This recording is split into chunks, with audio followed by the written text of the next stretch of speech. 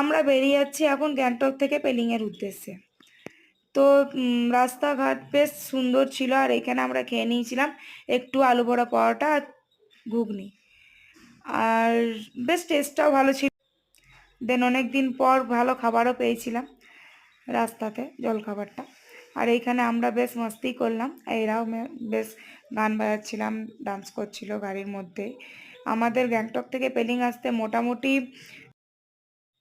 বিকেল 4টে বেজে গেছিলো। আর এইখানে আমাদের পেলিং এসে রুমটা চেঞ্জ করলাম, দেন স্নান টান করে আবার আমরা লাঞ্চটা খেলাম। তো লাঞ্চটাও বেশ সুন্দর ছিল, এখানে যেমন খাবে সেরকম অর্ডার দিতে হবে।